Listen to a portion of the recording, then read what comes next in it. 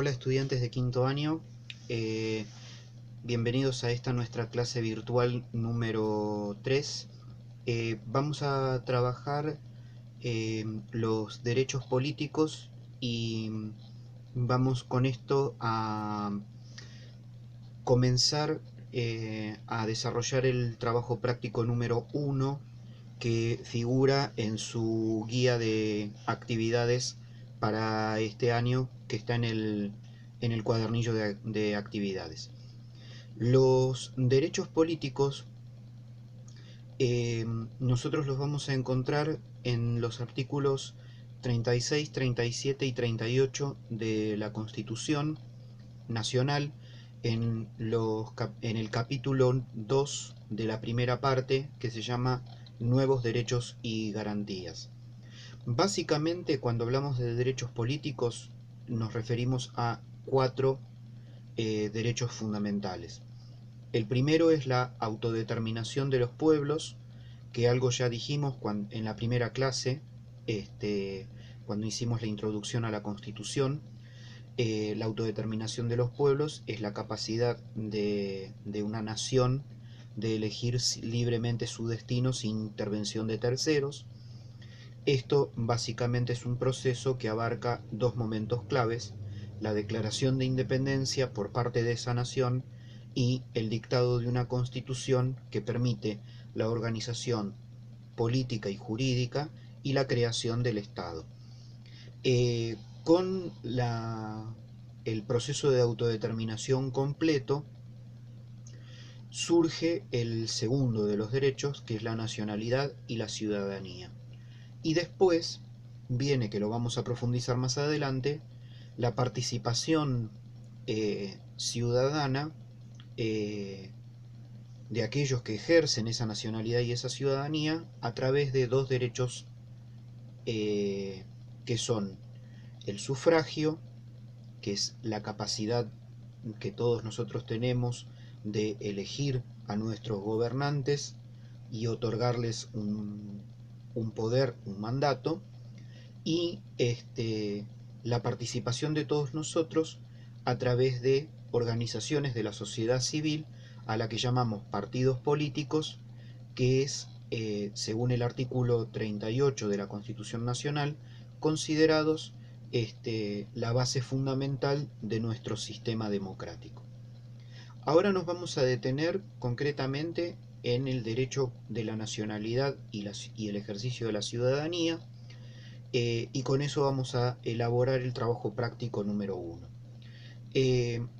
Desde el momento que existen los estados y que estos se constituyen, automáticamente todos los habitantes de ese estado gozan de lo que se llama nacionalidad, que es el derecho a tener una identidad nacional.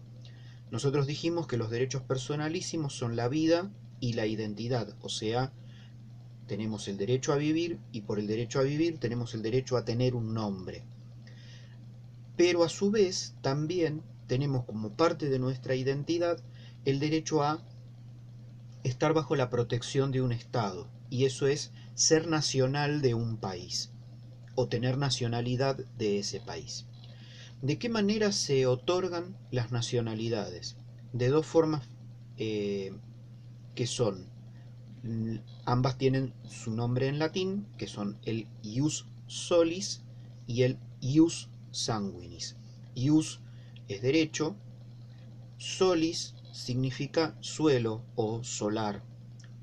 Por lo tanto, cuando se aplica el ius solis, significa que yo tengo la nacionalidad del lugar donde nací. En cambio, cuando se aplica el ius sanguinis o derecho de sangre, significa que tengo la nacionalidad de mis padres, o sea, que heredo la nacionalidad de mis antecesores. ¿Cómo funciona cada uno? ¿Y qué países aplican estas dos formas de otorgar la nacionalidad? El ius solis lo utilizan básicamente los países americanos, y como dijimos es la nacionalidad del lugar donde nazco. Todo estado tiene un espacio territorial que tiene 3 dimensiones: espacio terrestre, marítimo y aéreo. Esto significa que no solamente tengo una nacionalidad por nacer en el territorio de un país, sino que tengo la nacionalidad, por ejemplo, por estar atravesando su espacio aéreo o estar en su espacio marítimo. Entonces, por ejemplo, si una mujer embarazada a bordo de un avión tuviera su parto arriba de ese avión, y está atravesando un estado que aplica el ius solis, ese niño que nace tendría la nacionalidad otorgada por el espacio aéreo por el que está atravesando el avión en ese momento. O si una mujer embarazada tuviera su parto arriba de un barco anclado en un puerto o dentro del mar territorial de un país, el niño tiene la nacionalidad de ese mar territorial o del puerto del país donde está anclado. Ustedes me dirán, bueno, ¿y qué pasa entonces con con un parto que ocurre arriba de un barco, pero en aguas internacionales? Porque las aguas internacionales se aplica lo que se llama el principio del res nullius, o sea, la cosa de nadie. Las aguas internacionales no es de nadie, por eso son internacionales. Bien, los barcos no pueden navegar sin bandera, porque un barco que navega sin bandera sería considerado un acto de piratería. Eh, por lo tanto, todo barco para navegar tiene bandera. ¿Qué pasa si entonces hay una mujer embarazada que tiene su parto arriba de un barco eh, en aguas internacionales? El niño va a tener la nacionalidad de la bandera que en ese momento lleva el barco. Decíamos que el ius solis se aplica al territorio de un estado, pero también se aplica a las prolongaciones del territorio de ese estado. ¿Eso qué significa? Que el ius solis también se utiliza en sedes diplomáticas, una embajada, por ejemplo, en propiedades de un estado en otro, ¿sí? Por ejemplo, una embajada es un edificio que es propiedad de un estado, pero la residencia del embajador, la casa donde un embajador vive, también es propiedad del estado. Un auto, un vehículo, que pertenece a esa embajada también es propiedad de un estado. ¿Dónde más se aplica? En buques de las armadas de los estados o en aviones de sus fuerzas aéreas. Esto significa, por ejemplo, que nuestra fragata Libertad, que es el buque insignia escuela de nuestra Armada Argentina, cuando hace su viaje de instrucción y llega a un puerto, y como es un buque que realiza también misiones diplomáticas, suele ser visitado con frecuencia. ¿Qué pasa si una mujer embarazada sube a la fragata Libertad, por ejemplo en el puerto de Barcelona, España, y rompe bolsa y tiene su trabajo de parto y nace el chico arriba de la fragata Libertad? Bien, según el ius solis, el chico es argentino, por más de que esté anclada la fragata en un puerto español, porque es un buque de la Armada Argentina.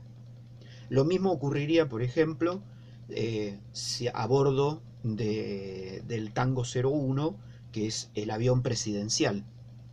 Como es un avión que pertenece a la Fuerza Aérea Argentina, automáticamente aplica. Eh, para que se entienda un poco mejor, pongo otros ejemplos que han ocurrido, que son ejemplos reales.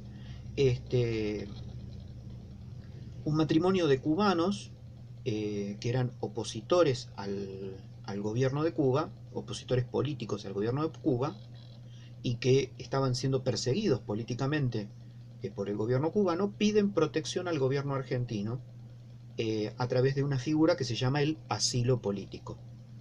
Este matrimonio llega a la embajada argentina en La Habana a refugiarse. La mujer estaba embarazada y el estrés de escaparse del gobierno cubano provoca que cuando la mujer entra a la embajada argentina tenga su trabajo de parto y tenga su parto en la embajada argentina. Bien, ese chico nació y es argentino, por nacer dentro de la sede diplomática. Ahora pongo un ejemplo que por ahí va a ser un poco más gracioso, pero también es real. Y le ocurrió al embajador argentino en Alemania. El embajador volvía a la noche de una fiesta en el auto que le otorgaron en la embajada para moverse, o sea, es un auto diplomático. Por lo tanto, es una prolongación del Estado argentino. Bien, ¿qué pasó? En la ruta, donde mientras regresaba a la residencia del embajador en Berlín, se encuentra con un matrimonio que se les había roto el auto, el hombre le hace seña, el embajador para, y el hombre le plantea que estaba con su mujer en trabajo de parto y le estaba llevando a la clínica y se les rompió el auto y le pide si lo podría llevar. Como es diplomático, un diplomático no puede negar ayuda a ninguna persona que se lo pida. Entonces ayudaron a subir a la señora al auto del embajador y siguieron viaje, hasta que en un determinado momento en la ruta, antes de llegar a la clínica, la mujer rompe bolsa. Entonces, el embajador, ¿qué es lo que hace? Detiene el auto en la banquina, pone las balizas, ayuda a la señora a acomodarse en el asiento trasero del auto y atiende el parto. El chico nació arriba del auto del embajador, por lo tanto el chico es argentino. Si hubiera bajado a la señora y la hubiera atendido en el asfalto, el chico hubiera sido alemán. ¿Se dan cuenta cómo funciona? O sea, pongo este ejemplo que parece gracioso. Recuerdo una conferencia sobre cuestiones diplomáticas en la que estuve, donde este embajador justamente contaba esta anécdota porque se había generado un conflicto. Es más, él le ordenó después al cónsul argentino en Berlín ir a ver al matrimonio, ver cómo estaba, porque había nacido un argentino. Y darle la ayuda que fuera necesaria y llevarle el documento de identidad argentino. Obviamente el matrimonio de alemanes le dijo no, muchas gracias, vamos a hacer los trámites para que sea alemán. Y acá viene el otro punto. ¿Por qué? Porque decíamos que el ius sanguinis aplica por herencia, o sea, yo tengo la nacionalidad que tienen mis padres. Generalmente son los países europeos los que han aplicado el ius sanguinis a lo largo de su historia, porque todos nosotros sabemos, generalmente desde Europa, sobre todo durante el siglo XIX y comienzo del siglo XX, hubo una fuerte migración fuera de Europa. Entonces, para tratar de preservar a sus ciudadanos en el exterior, los gobiernos europeos decidieron aplicar el ius sanguinis. En algunos casos funciona hasta tercera generación y en otros países, por ejemplo Italia y España son el caso, hasta cuarta generación. O sea, por ejemplo, que si yo tengo un bisabuelo italiano, puedo reclamar la nacionalidad italiana. Y esto es importante tenerlo en cuenta. ¿Por qué? Porque al aplicar el ius sanguinis, ¿qué ocurre? Uno puede tener todas las nacionalidades que pueda demostrar.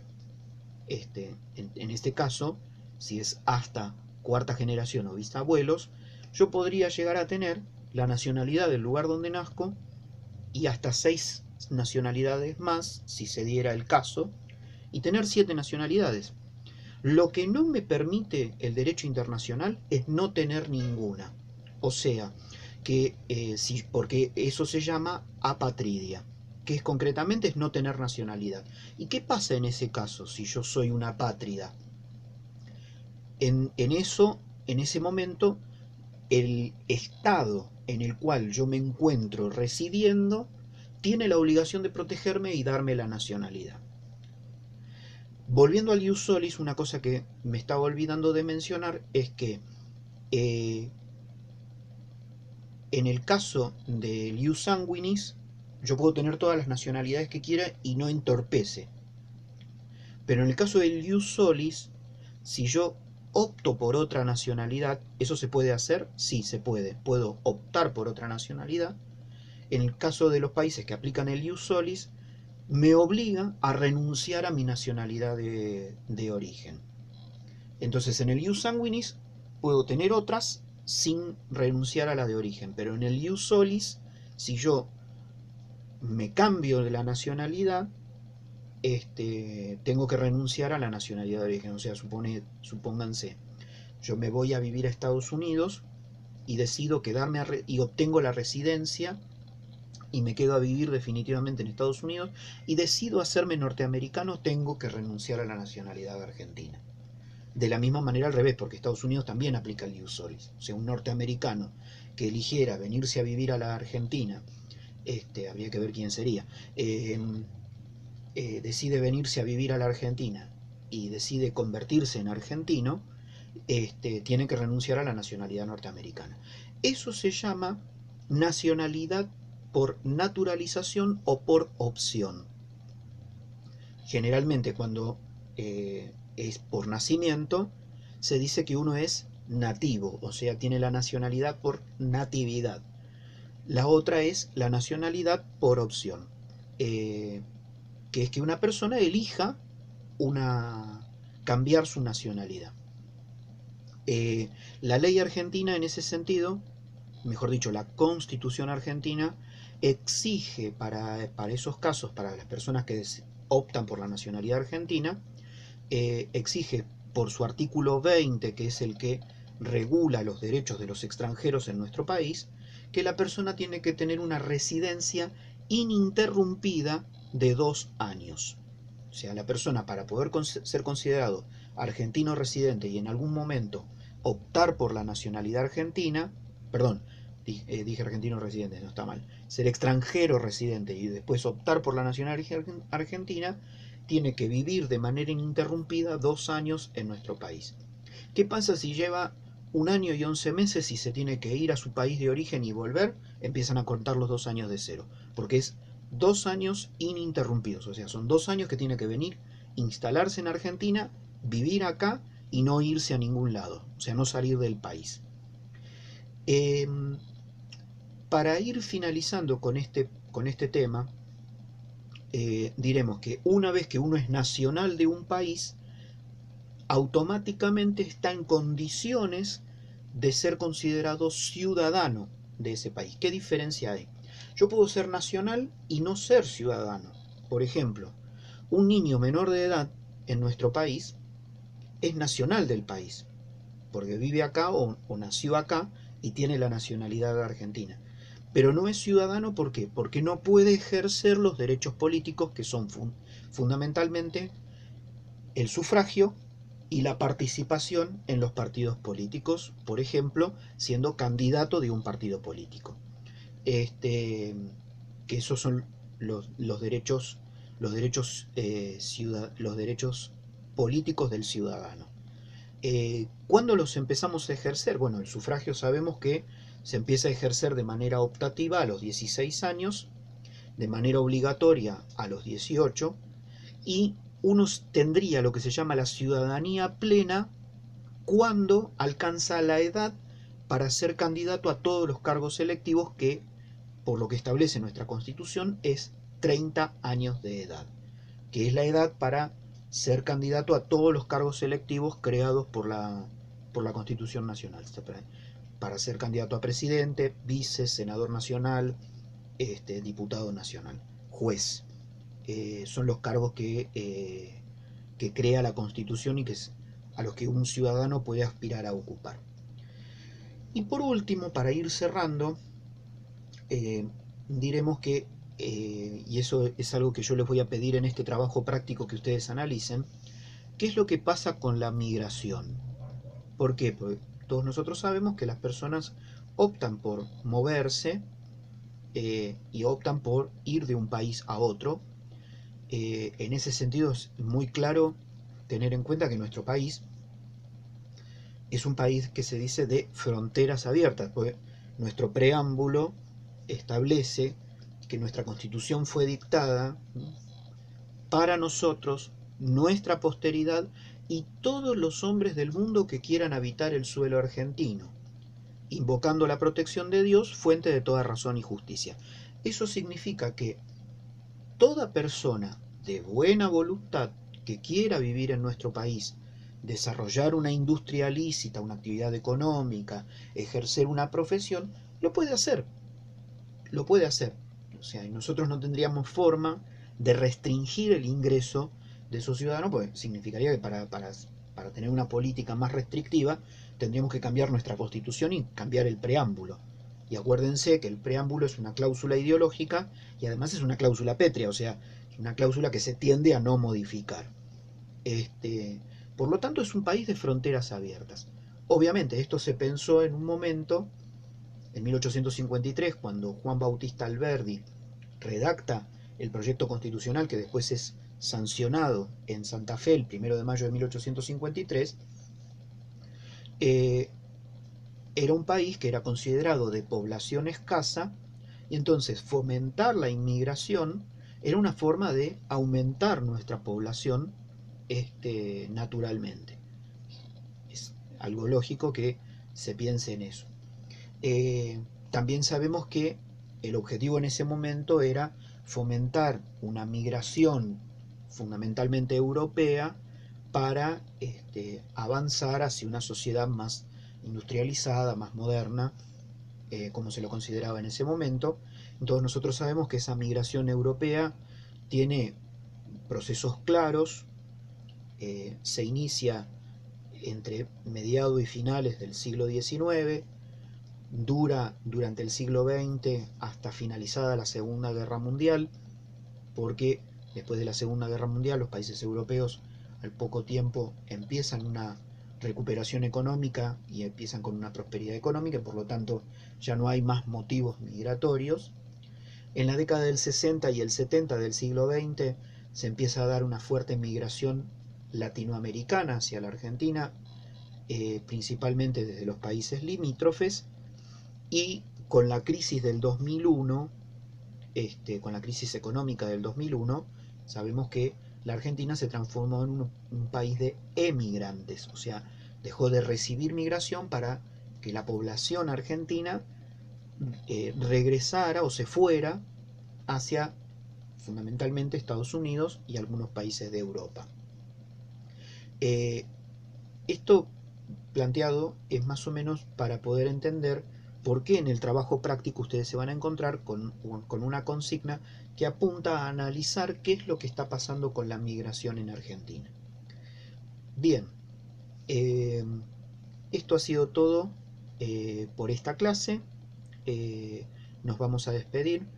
Ya tienen una actividad de evaluación virtual de la primera clase y tienen este trabajo práctico para elaborar, que es el número 1. Así que les voy a dar un tiempo para que lo puedan elaborar y los puedan entregar. Así que nos despedimos por ahora y quiero desearles felices Pascuas para la semana que viene.